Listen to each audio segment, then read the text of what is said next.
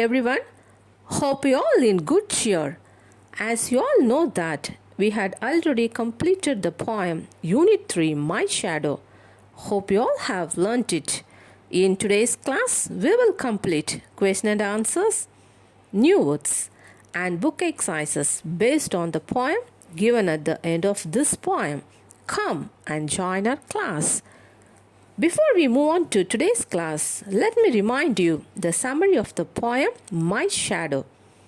In this poem, Robert Louis Stevenson says that everyone has a shadow of himself or herself, but he or she cannot realize the use of it. The shadow resembles a human being and behaves like a child. The shadow jumps when the child jumps. The shadow follows him wherever he goes. The shadow is always behind him. The poet wonders why the size of the shadow does not grow like normal children. Sometimes it becomes as large as an Indian bouncing ball, and sometimes shorter than nobody likes him. One day, the poet got up. Before the sunrise, he saw dews on Buttercup. Dews means water drops or moisture. Buttercup means yellow cup-shaped flowers. Let me continue. But he could not find his shadow with him. He thought that the shadow was still sleeping and was lazy. But he wonders his shadow had gone to bed before him and fails to rise up along with him. Thus, this poem reveals the innocence of the child. That's all the summary of the poem, My Shadow. Now, new words and their meanings. First, the word is India rubber ball, meaning a ball that can bounce very high. Sentence: Tom usually plays with an India rubber ball. Second, the word is buttercup, meaning a yellow flower. Sentence: She stared at the buttercups for a moment. Stared means looked fixedly at something or someone. Moment means a very short period of time. Third, the word is errant, meaning bad. Sentence: His errant mischievousness has gotten him into trouble. Mischievousness is an act in which a person likes to have fun by playing harmless tricks. Fourth, the word is errant sleepyhead, meaning completely inattentive. Sentence: He is an errant sleepyhead, so he has become unfocused on studies. Unfocused means not concentrated. Next, can you answer the following questions? First, who do you think your shadow looks like? The answer is, I think my shadow looks exactly like me. Next question, why do you think your shadow jumps into bed before you can? The answer is, the shadow appears faster than light, so when I go very close to my bed, my shadow falls on the bed before I can go into the bed. Third question, what time of the day do you think it is when your shadow is the tallest? Why? The options are morning, afternoon, or night. The answer is, my shadow is the tallest in the morning. It is because the sun rays are slanting at that time. Slanting is an adjective which means in a sloping direction. Fourth question, read the lines from the poem and answer the following. He is very, very like me from the heels up to the head. First question, who does he refer to? Answer, he refers to the shadow of the poet. Second question, who does me refer to? Answer, me refers to the poet. Third question, why are he and me alike? Answer, he and me are alike because he is the shadow which is the reflection of me. Next, we will complete book exercises. First, here are some questions based on imaginations. Work in pairs and discuss the following. First question is, what would you do if a dog chases you? Answer, I would not run. Instead, I walk slowly. Next question is, what would you do if you have forgotten your homework copy at home? Answer, I would apologize to my teacher.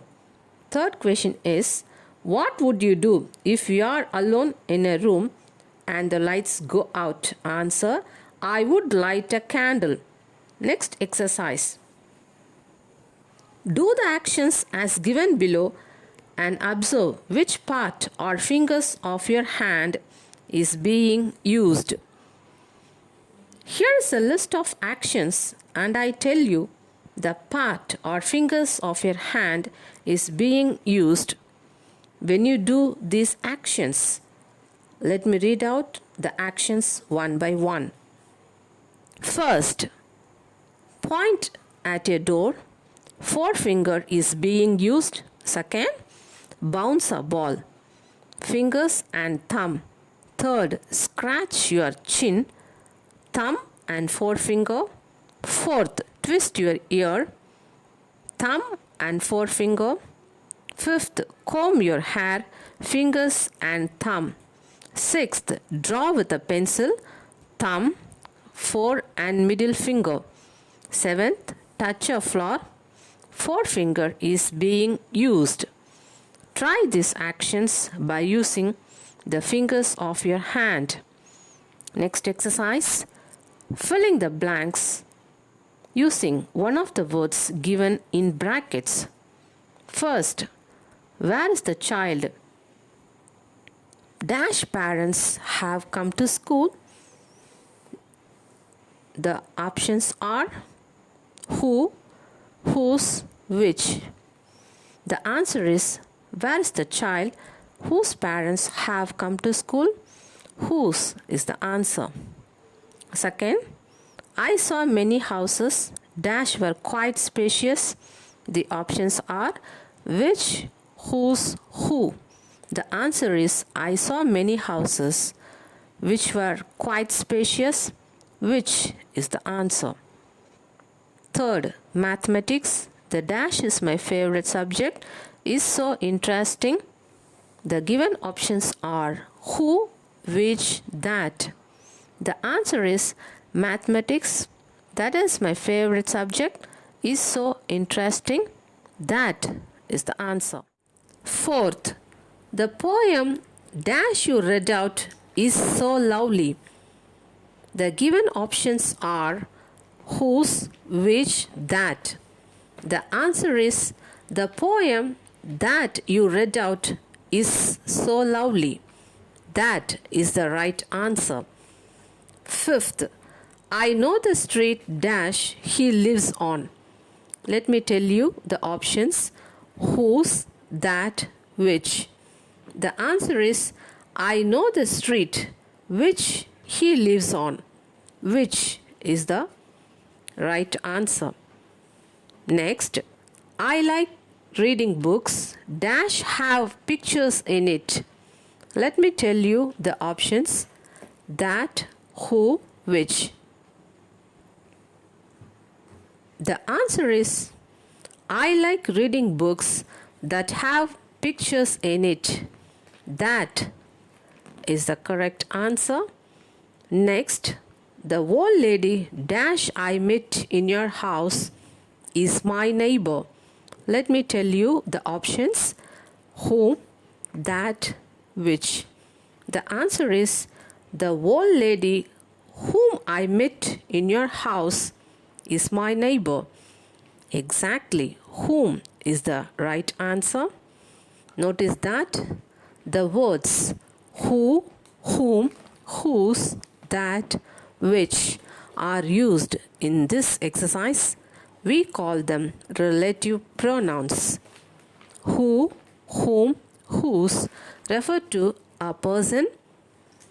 That, which refer to a thing. A relative pronoun is used as a conjunction, which means a relative pronoun is used to join two sentences. So, this exercise is based on the grammar part, relative pronouns. Next exercise is based on write a description by answering the given questions.